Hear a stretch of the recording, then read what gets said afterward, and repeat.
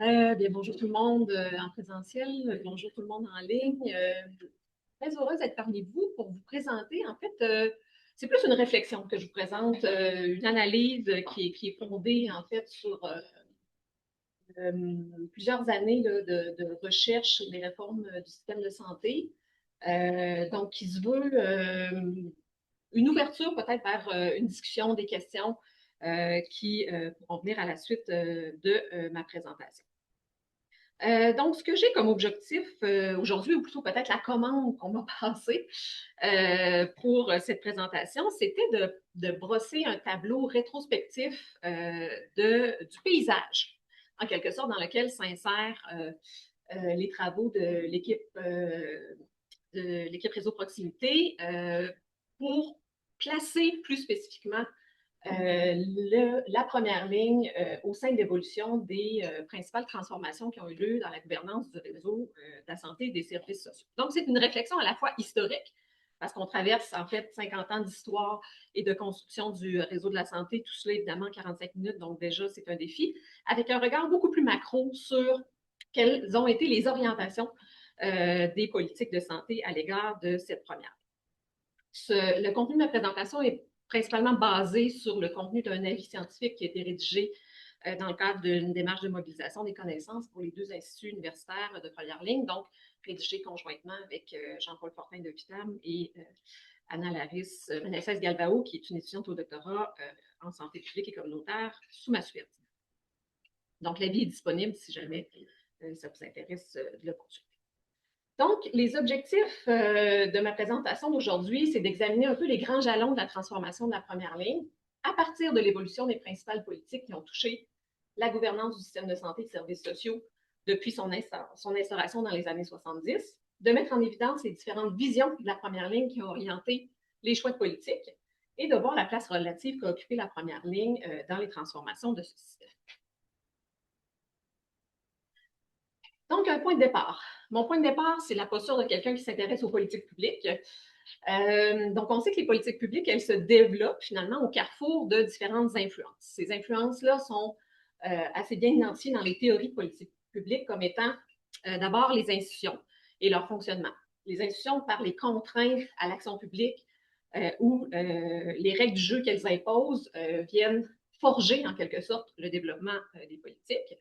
Ensuite, on a tout le courant des intérêts qui est le jeu des acteurs en présence, leur point de vue, les leviers, les incitatifs qu'ils vont mobiliser pour influencer les choix de politique et leur mise en œuvre. Et finalement, tout le registre des idées. Donc, qui sont à la fois les valeurs qui sont en présence, les visions qui sont véhiculées, les données scientifiques qui vont être mobilisées ou non dans le cadrage et la lecture des enjeux et des solutions qui sont à privilégier à l'égard de problèmes publics. Donc, le point de départ de ma présentation d'aujourd'hui prend ancrage davantage dans la dimension des idées qui forgent en fait le sens des actions qui vont guider par la suite les acteurs. Les idées, ce sont des outils quand même stratégiques aussi qui vont être utilisés pour construire le sens des politiques publiques à travers l'interaction des acteurs et elles sont aussi en elles-mêmes des cadres institutionnels. Donc, notre façon de percevoir un certain nombre d'enjeux va venir aussi cadrer ou instaurer, en fait, maintenir parfois des façons de voir les choses et soit aider ou contraindre les acteurs à agir dans une direction ou l'autre.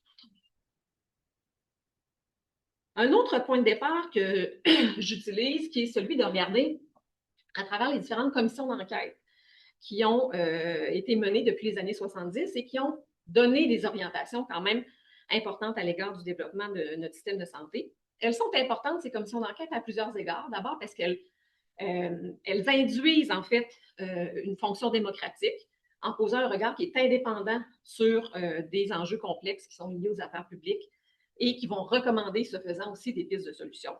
Ce sont des lieux de construction aussi de vision, et dans ce cas-ci plus particulièrement à l'égard de la première ligne, qui sont informés de différentes perspectives. Généralement, dans des commissions d'enquête, on va aller mobiliser les savoirs de différents types d'acteurs, donc des professionnels, par exemple, des décideurs, des chercheurs, la société civile. Ce sont aussi des démarches qui mobilisent un programme de recherche, donc qui s'appuie quand même sur un certain nombre d'évidences scientifiques pour construire les pistes de solutions et elles ont quand même aussi une importance particulière puisqu'elles orientent bien souvent les choix de politique qui vont suivre. Et finalement, pourquoi s'intéresser au point de vue de la gouvernance du système de santé? Bien, en soi, la gouvernance, c'est un processus politique. Hein? C'est qui permettent à des acteurs d'exprimer des intérêts, des valeurs, des idées. Donc, c'est le terrain de jeu, si on veut, des interactions entre les acteurs, donc qui sont qui est particulièrement intéressant à regarder pour ensuite analyser la place relative qu'occupe la première ligne dans notre système. Donc, j'ai divisé ma présentation en différentes périodes historiques. C'est un choix de découpage. Certains auraient pu en faire un autre, mais je l'ai découpé ici. Donc, la première partie, c'est la partie 1970-2000, donc 70 qui correspond à peu près à l'avènement finalement du système de santé, à la première construction qu'on va faire de ce système-là, jusqu'aux années 2000 avec la commission Claire qui marque aussi un tournant dans la façon de concevoir la première. Donc, si on se rapporte à la première commission d'enquête qui a eu lieu, c'est Castonguay-Neveu en 1966, de 1966 à 1972, qui est véritablement en fait le premier exercice pour construire la base du système de santé. Donc, on opère à ce moment-là un déplacement de la responsabilité de la santé du secteur privé vers le champ de l'intervention de l'État. Et donc, tout est à construire, en quelque sorte. Donc, la commission Castonguay-Neveu assumera ce rôle-là de déterminer en fait les grands piliers de ce système. C'est pour ça que son mandat ratissera également très, très, très large. Donc, pour les commissaires de l'époque, l'idée était de créer un système cohérent et articulé qui serait fondé sur la santé et non sur la maladie. Cohérent parce qu'on voyait que le système de santé s'était développé un peu au gré des intérêts locaux et fondé sur la santé parce qu'on venait critiquer aussi l'hospitalocentrisme qui caractérisait le système jusqu'alors. Donc, l'objectif était quand même assez avant-gardiste pour l'époque. C'était donc de tendre vers un système qui allait améliorer l'état de santé de la population par l'instauration d'une médecine globale basée sur la personne. On a aussi comme insisté beaucoup sur l'idée de l'intégration de la complémentarité de la santé et du social. Ça, c'était vraiment un trait distinctif qui est ressorti de la commission et c'est un trait qui continue à ce jour quand même de caractériser notre système de santé. Donc, cette intégration santé et services sociaux qui date en fait de l'époque de cette commission. Castonguay et Neveu, en fait, consacreront 3 des 7 volumes de leur commission d'enquête à des enjeux touchant le social, notamment la question de la sécurité du revenu, les services sociaux. Donc, une réflexion assez large sur le champ social et ses répercussions sur la santé. Donc, plutôt que d'aller vers un modèle fondé sur le médical ou la maladie, on va vraiment donner cette impulsion-là pour s'acheminer vers un modèle plus social. Puis c'est une façon aussi de distinguer le Québec parmi les autres provinces canadiennes, d'avoir cette marque de commerce particulière pour le Québec avec un modèle social, parce qu'on sait que les autres provinces aussi étaient dans le même processus de construction, d'édification de leur système de santé. Donc, il y avait cette reconnaissance que santé et social sont liés. On a pardon, je suis un petit peu trop vite. On a pour marquer, en fait, ou opérationnaliser en quelque sorte cette complémentarité santé et sociale, créer le ministère des Affaires sociales, qui était responsable de mandats relatifs à la santé, mais également à la sécurité du revenu. Donc, on avait combiné à l'intérieur de ce ministère différentes missions, donc revenus, services sociaux et santé notamment. On a mis sur pied aussi le modèle des CLSC, qui était une façon de venir articuler ce lien-là, santé et social, qui était le lieu de conciliation finalement de ces deux missions.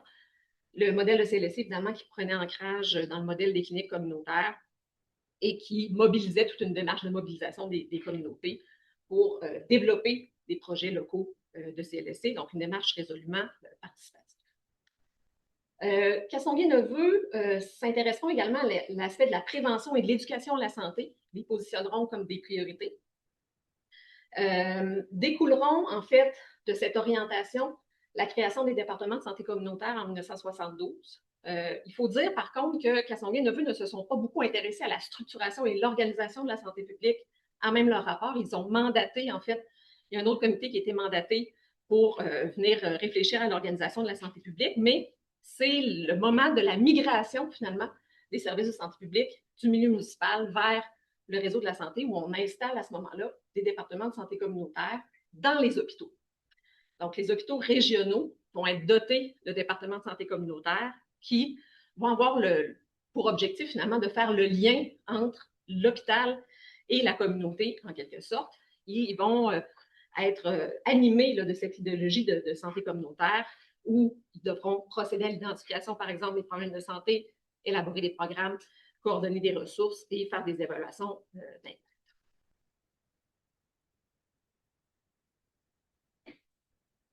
Castonguay-Neveu vont aussi réfléchir à la question de la gouvernance et ils vont ébaucher en fait un modèle de gouvernance régionalisé. Dans le rapport, ils vont militer en faveur d'un assez fort niveau de décentralisation. Toutefois, leurs ambitions sont un peu freinées par le fait qu'on est en train d'établir un système de santé et que ça prend une gouvernance quand même un petit peu plus centralisée pour donner l'impulsion au système. Donc, on n'ira pas aussi loin que les recommandations par rapport au modèle de gouvernance qui va être choisi à cette époque-là.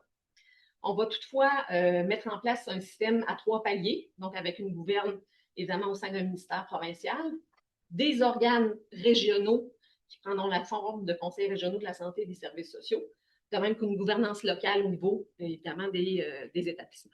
Donc, c'est une première ébauche de régionalisation, timide, mais tout de même présente, mais qui vient cristalliser, en fait, un peu l'idée d'une gouvernance à 3 paliers.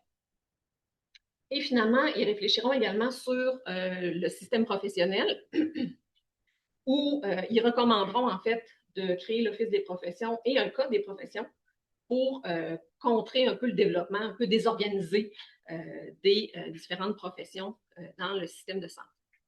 Donc finalement, grosso modo, c'est un rapport assez volumineux qui va donner une orientation quand même assez distinctive au système de santé québécois avec des valeurs évidemment d'équité, de solidarité et d'universalité et qui, dans la foulée, génère la mise en place de différents instruments de gouvernance importants.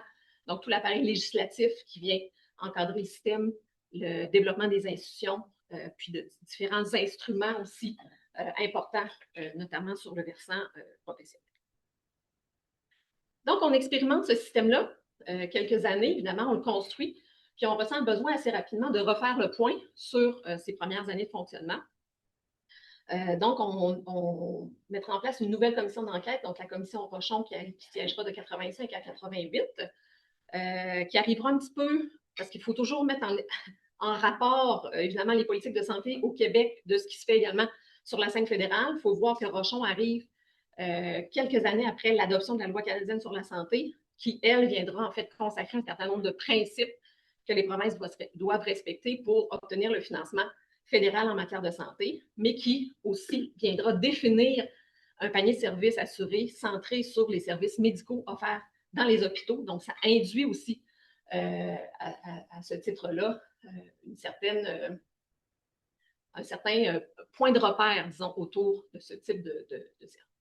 Donc, Rochon arrive post-loi canadienne sur la santé avec une nouvelle commission d'enquête où on mettra de l'avant, en fait, différents principes, dont celui de la démocratisation de la prise de décision et de la participation des citoyens. Donc, le grand constat que Rochon fera dans sa commission, c'est que le système était vu comme étant pris en otage par des groupes d'intérêt. Donc, que ce soit les syndicats professionnels, que ce soit des acteurs économiques, avaient réussi à noyauter ce système. Puis la seule façon de se sortir de ce mode de fonctionnement-là, de l'idée de M. Rochon, c'était d'y faire contrepoids, finalement, en donnant une place plus importante à la participation de la population. Donc, que les citoyens puissent investir les lieux de décision en matière de santé. Donc, ça, c'est un des premiers traits distinctifs des idées qui sont véhiculées par la commission Rochon. Deuxième trait, c'est Rochon prônait en fait une approche intersectorielle des problèmes de santé, la reconnaissance de la contribution des organismes communautaires et un recentrage autour de ce qu'il appelait une approche globale de la personne. Donc, en tant que tel, il reconnaissait qu'il y avait un morcellement des soins en raison du cloisonnement des établissements. Donc, les établissements avaient tendance à réfléchir les soins à l'intérieur du périmètre de leur organisation, mais qu'il fallait passer outre cette façon de voir les choses et trouver une nouvelle façon de penser et d'offrir des services dans une approche davantage centrée par programme pour transcender un peu ces réflexes institutionnels. Rochon va réaffirmer la finalité fondamentale du système, ce qui en soi peut nous paraître banal, mais ce qui est aussi important, de dire que le système doit tendre. La finalité ultime, c'est de tendre vers l'amélioration de la santé et du bien-être. Et il va également centrer son propos sur le recours à l'interdisciplinarité. Donc, l'idée que le système professionnel est en construction, mais maintenant, il faut voir comment amener les différentes professions à mieux travailler les unes avec les autres. En termes de gouverne, Rochon va faire une proposition de décentralisation beaucoup plus poussée que ce que le premier rapport avait proposé. Donc, pour amener le réseau à avoir le niveau régional comme point d'ancrage. Donc, de faire des régions vraiment le point focal du système. Et ce faisant, on va créer dans la foulée de la commission 18 régies régionales de la santé et des services sociaux, dans lesquelles on logera aussi les directions de santé publique, donc pour qu'elles aient une portée d'action davantage régionale. Rochon va également recommander la poursuite du développement des CLSC qui avait été amorcé depuis le début des années 70. Donc, une réaffirmation, en fait, du CLSC comme étant un des piliers essentiels du réseau. Il va être rattrapé, par contre, plus tardivement par l'opération de virage ambulatoire, fermeture d'hôpitaux, mise à la retraite massive et début d'un certain nombre de regroupements d'établissements CLSC, CHSLD qui ont lieu dans la fin des années 90. Mais l'idée était quand même d'investir dans ce modèle-là. Suite à Rochon, on adoptera également au Québec la politique de la santé et du bien-être en 1992, qui, elle, est résolument inspirée du rapport de l'OMS Santé pour tous en 2000 et directement aussi inspirée des propositions de M. Rochon à l'époque. La PSBE, en fait, qui va venir montrer, en fait, comment le système peut agir efficacement en faveur de la santé et du bien-être et qui critiquera un peu le fait que le service de santé est souvent vu comme une fin et non comme un moyen, justement, de tendre vers cette amélioration de la santé et du bien-être. Donc, proposera de travailler dans le sens d'un objectif de santé plutôt que sur strictement une production de services comme tel. Donc, on voyait vraiment à travers la PSBE l'idée d'une santé comme un projet de société, en quelque sorte. Donc, en bref, qu'est-ce qu'on peut voir se dégager de cette première période de fonctionnement de notre système? Bien, on voit se mettre en place, évidemment, les grands instruments de gouvernance du système. On voit également une ébauche de décentralisation qui va graduellement être plus poussée jusqu'aux années 90. Donc, c'était un thème très cher dans les deux commissions. Mais post-commission Rochon, on verra le mouvement de régionalisation s'enclencher plus efficacement. Une vision sociale de la santé aussi, qui est là à Casson-Guéneveux, puis qui est reprise également par M. Rochon. Et la promotion de plusieurs composantes qu'on voit encore aujourd'hui comme des composantes d'une première ligne forte et performante. La participation, l'action intersectorielle, la décentralisation, l'interdisciplinarité. Donc, ce sont tous des thèmes qui étaient déjà là à l'époque. Et une instance sur l'importance de la prévention et de l'amélioration du bien-être, de la santé et du bien-être comme étant au cœur, finalement, des recommandations de ces deux commissions. Donc, maintenant, deuxième période que j'ai divisée en 2000-2015, qui s'amorce en fait avec une troisième commission d'enquête qui est la commission Claire, qui, elle, va venir faire de la première ligne le cœur de sa réflexion, finalement. Claire réfléchit beaucoup à la question de la première ligne Et il y a beaucoup des idées à l'égard de la première ligne qui vont être reprises directement ensuite dans des différentes politiques de santé.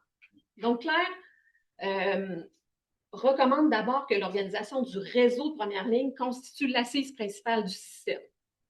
Donc, ça, c'est vraiment au cœur de ses recommandations. Par contre, là où il y a un point de rupture important, c'est l'idée qu'on ne mise plus uniquement comme le CLSC comme étant la porte d'entrée et cette façon d'articuler le lien santé-sociale. Claire va plutôt venir dire, ben, le système, il va fonctionner finalement à partir de maintenant de 2 portes d'entrée.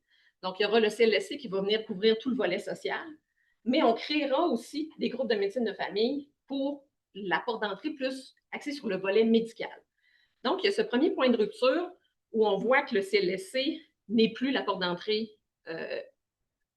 unique, disons, et on enclenchera, post-commission Claire, tout le développement des groupes de médecine de famille qui s'initiera en 2002, où on va venir en fait créer les GMF à partir des structures de première ligne existantes. Donc, les GMF sont des conversions de structures existantes. Donc, des CLSC se sont convertis en GMF, des UMF se sont convertis en GMF et des cabinets privés ont pris la forme de ce modèle organisationnel-là aussi.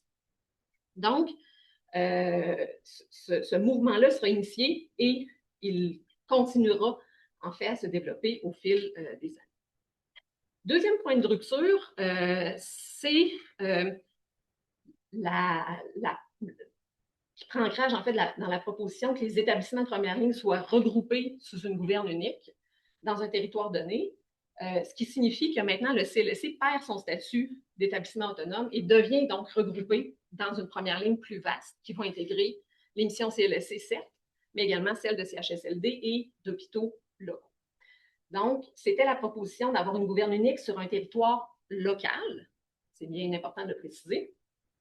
Et dans la foulée sera adopté le projet de loi 25 qui va créer donc les agences, donc la conversion des régies régionales en agences qui vont avoir des fonctions un petit peu plus administratives qu'elles ne l'avaient auparavant, beaucoup plus axées sur l'imputabilité, la reddition de comptes, et la création des C3S au niveau local, qui, elles, vont être issues de la fusion des CLSC, des CHSLD et des hôpitaux dans certains territoires.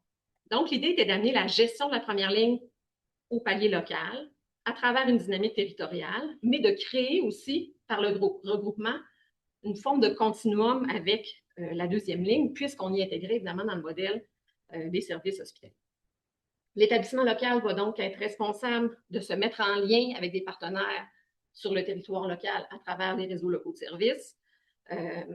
Ce sera une réforme, en fait, qui va être largement négociée dans les régions, à savoir comment on découpe les différents territoires locaux.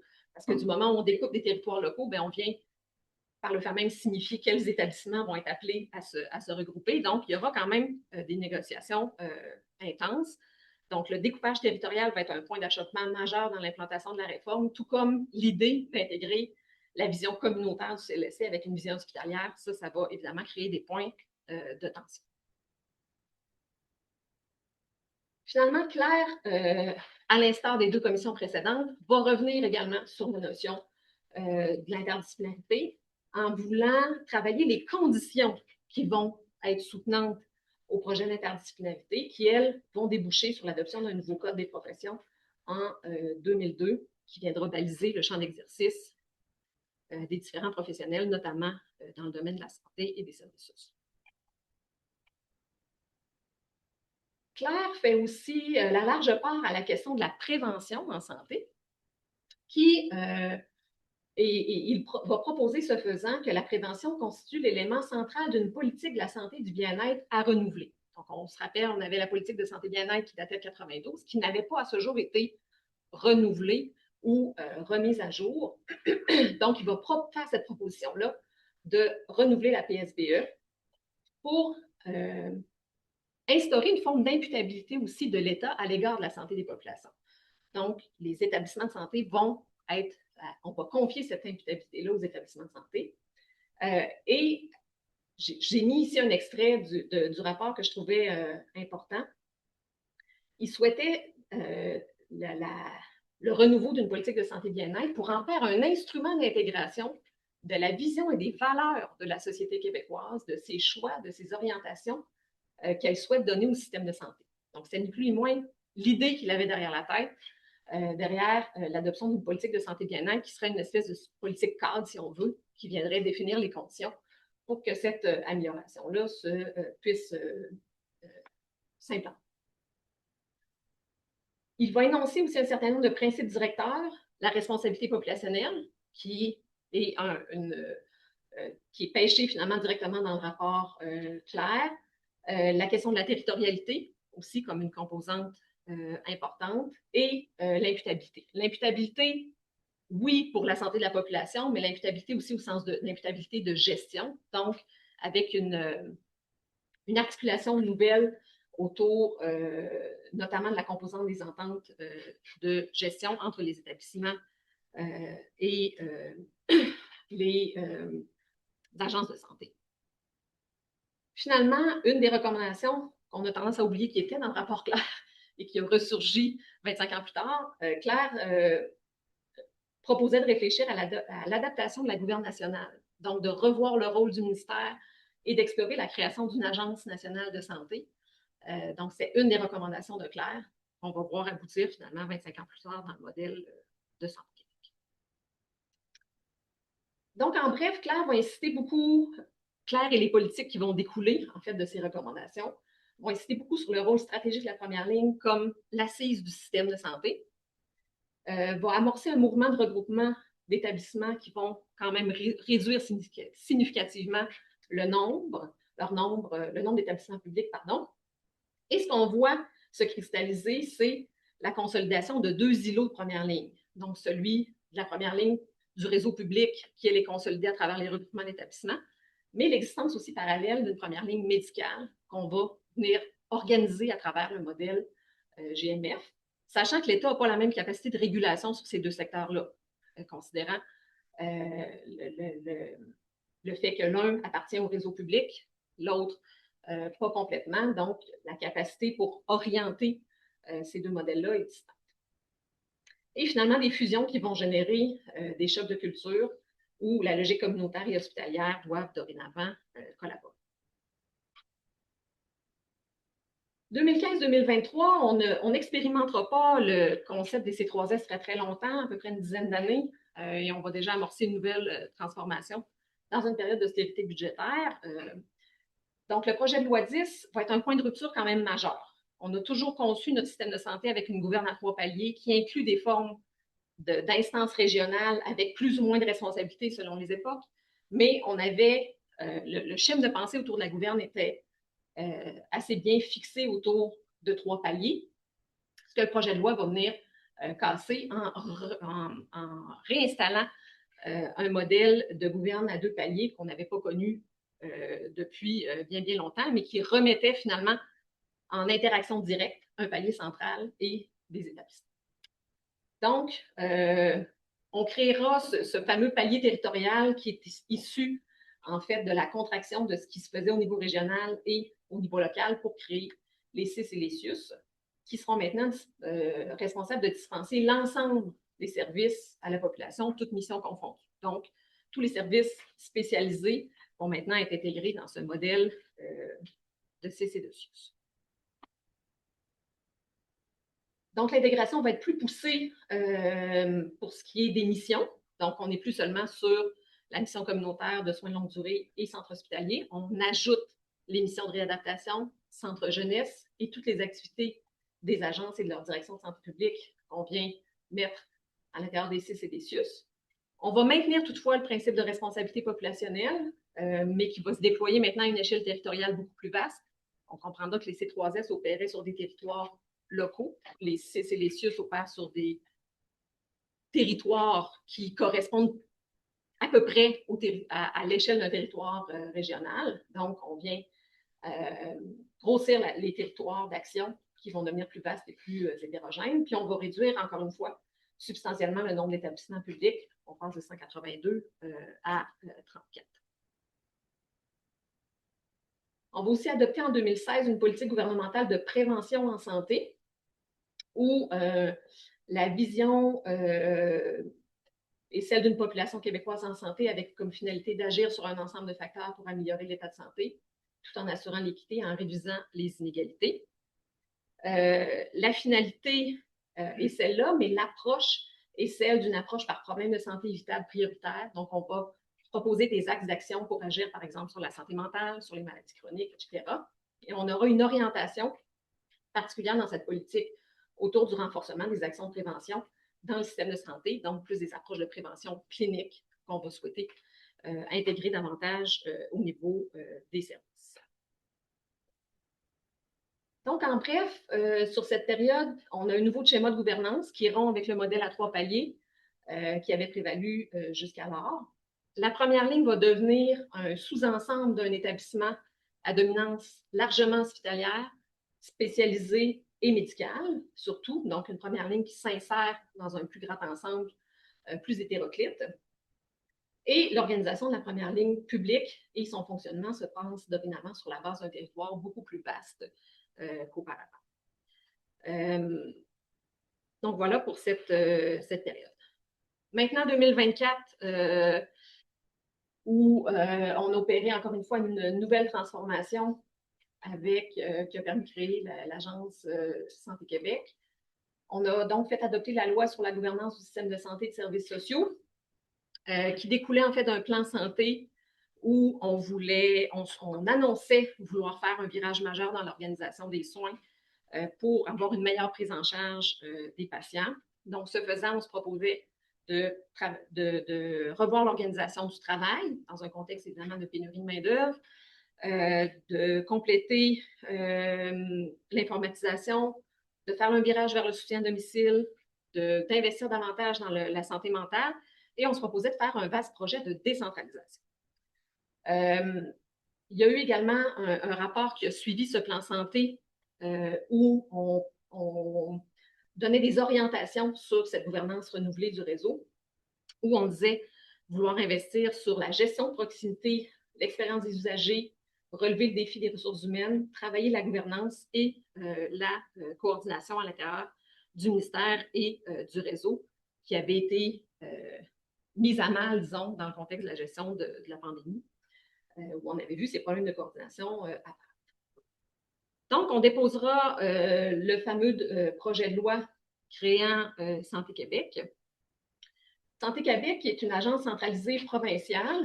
Ce qu'il faut voir, c'est toujours intéressant de le voir dans la perspective de ce qui s'est fait ailleurs. À peu près toutes les provinces canadiennes ont pris ce tournant-là des agences centralisées à différents moments de leur existence. Certains sont même revenus en arrière sur ce modèle d'agence centralisée. L'Alberta l'a fait récemment, alors qu'ils avaient été les premiers à enclencher ce mouvement-là. Donc, c'est un peu, il y a un parallèle à faire avec le mouvement de régionalisation aussi qu'on avait vécu dans les années 90, qui a traversé le Canada d'un océan à l'autre. Ben, il y a quand même un parallèle aussi au niveau du modèle d'agence centralisée qui est maintenant largement répandu ailleurs au Canada avec un paramétrage qui est peut-être différent de ce qu'on voit ici au Québec. Mais cela étant, on a donc créé cette agence centralisée sous la forme d'une société d'État qui vient gérer l'ensemble des services de santé sur le territoire québécois. Les entités publiques CCSIUS sont donc maintenues, mais font dorénavant partie de Santé Québec comme des entités administratives. Et l'objectif derrière cette réforme-là, c'était de séparer la planification, donc ce que le ministère fait, ce qu'on appelle le quoi, donc faire la planification, donner les orientations, et des opérations. Donc, Santé Québec devant se réfléchir au comment, donc comment opérationnaliser finalement ces choix ou ces orientations qui sont faits. Évidemment, l'objectif, c'est de coordonner l'ensemble des établissements publics, privés et des autres prestataires de services à même cette structure centralisée.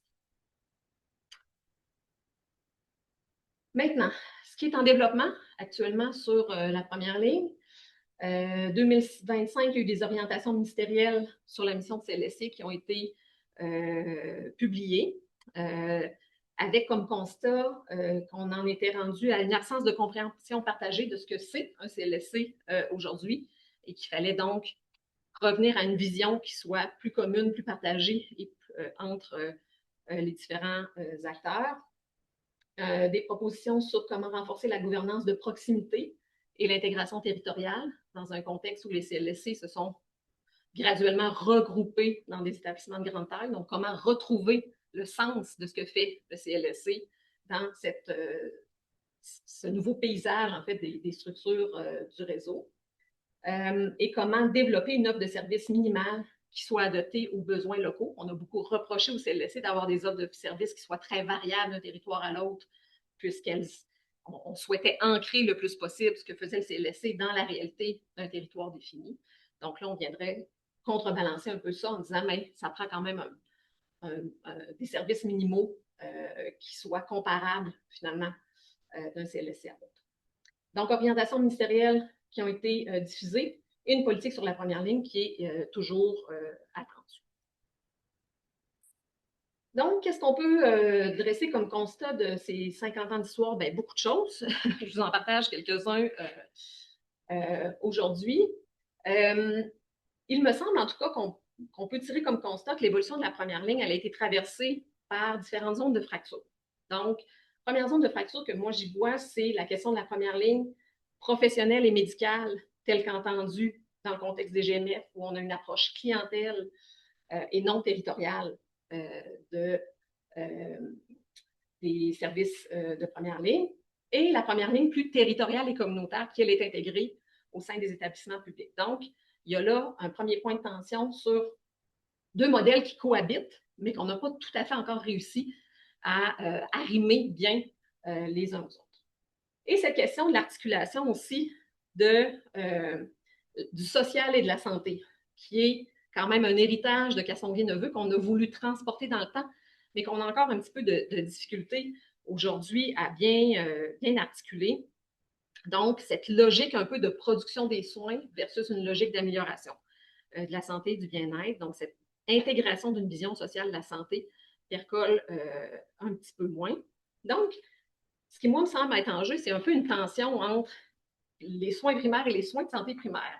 Si vous revenez aux définitions de ce que c'est les soins primaires, ben, c'est une approche beaucoup plus centrée sur ce qu'offre le médecin, avec une logique professionnelle centrée autour de services médicaux offerts à des individus, versus une approche de soins de santé primaire qui inclut les soins primaires, mais aussi une vision beaucoup plus large sur l'action sur les déterminants de la santé, la perspective intersectorielle, la contribution de la santé publique à ces services-là, et une orientation de politique claire qui vient déterminer qu'on est dans un modèle, ce type de modèle-là, qui vise essentiellement l'action sur la santé, mais l'ensemble de ses déterminants aussi. Donc, en tout cas, il me semble que cette tension-là, quand on analyse rétrospectivement les différentes réformes, elle me semble être là. Donc, la première ligne opère maintenant un peu dans un modèle plus scindé, sans gouvernance nécessairement claire pour mettre ensemble les différents morceaux de cette première. La question de la territorialité aussi, qui est des responsabilités populationnelles, qui demeurent quand même des principes porteurs pour ce qui est de l'organisation de la première ligne. On les a conservés au fil de ces différentes réformes. Ce qu'on a perdu, par contre, c'est la gouverne locale. Donc, vraiment, d'avoir un centre de décision, un centre de pouvoir plus local pour venir articuler cette première ligne. Ça s'est un peu étiolé au fil des différentes transformations du réseau. Les commissions d'enquête ont véhiculé des idées qui vont être traduites ou non dans les politiques de santé. Ce qu'on remarque, c'est qu'il n'y a aucun bilan qui a été fait depuis 2000. Donc, on n'a pas refait ce grand exercice, finalement, de voir où en était la société québécoise, de voir un peu l'évolution des valeurs, de la vision, puis de refaire cet exercice d'analyse-là à travers une commission d'enquête pour remettre de l'avant les idées qu'on souhaite pour notre système de santé du futur. Donc, pas de bilan depuis 2000, en fait, depuis 2000. Ce qu'on remarque aussi, c'est que plusieurs des idées des commissions d'enquête vont être traduites dans les politiques de santé, et que les politiques publiques, finalement, c'est quand même des outils essentiels pour travailler la logique de système, pour organiser un peu les choses. Donc, ça donne quand même une fondation importante pour pouvoir travailler le système et pour pouvoir éventuellement travailler plus spécifiquement la première ligne.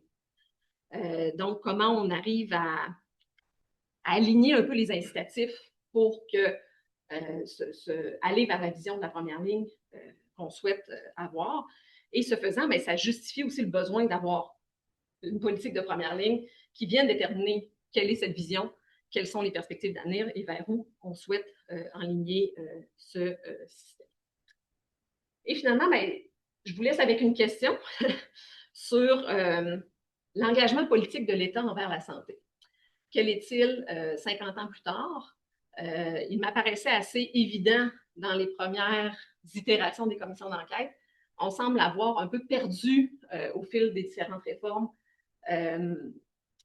ce rôle-là de l'État comme pour donner l'orientation, une orientation claire à la faveur de l'amélioration de la santé et du bien-être de la population. Mais vous saurez me dire dans vos commentaires si vous jugez aussi que si ça vous semble être le cas également selon l'analyse que vous en faites.